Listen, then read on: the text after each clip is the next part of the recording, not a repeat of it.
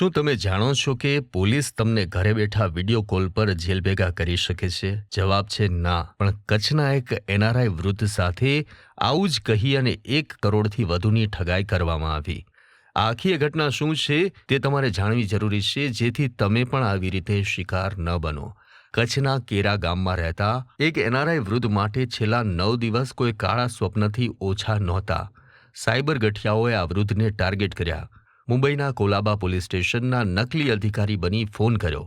સામેવાળા શખ્સે વૃદ્ધને ધમકાવ્યા, તમારા નામે મની લોન્ડરિંગનો કેસ થયો છે. ડરના મારી આ વૃદ્ધ કંઈ સમજે તે પહેલા જ તેમને ડિજિટલ અરેસ્ટ કરી લેવામાં આવ્યા. એટલે કે તેમને સતત વિડીયો કોલ પર નજર હેઠળ રાખવામાં આવ્યા અને કોઈને પણ જાણ કરવાની મનાઈ કરવામાં આવી. 1-2 કલાક નહીં પણ સતત 9 દિવસ સુધી આ માનસિક ટોર્ચર ચાલ્યું. આ દરમિયાન ગઠિયાઓએ વૃદ્ધની આખી જિંદગીની કમાણી, તેમની ફિક્સ ડિપોઝિટ સહિતની તમામ રકમ ટ્રાન્સફર કરાવી લીધી. કુલ 1.11 કરોડ રૂપિયા પડાવી આ સાયબર માફિયાઓ છૂમંતર થઈ ગયા. હવે આ સમગ્ર મામલે બોર્ડર રેન્જ સાયબર પોલીસે તપાસના ચક્રો ગતિમાન કર્યા છે. યાદ રાખો, કોઈ પણ પોલીસ કે સરકારી એજન્સી વિડીયો કોલ પર તમારી ધરપકડ કે ડિજિટલ અરેસ્ટ નથી કરી શકતી. જો કોઈ પૈસાની માંગણી કરે અથવા કેસની ધમકી આપે તો તરત જ ડર્યા વગર નજીકના પોલીસ સ્ટેશનનો સંપર્ક કરો. તમારી બેંક વિગતો કે ઓટીપી તો ક્યારેય આપશો નહીં.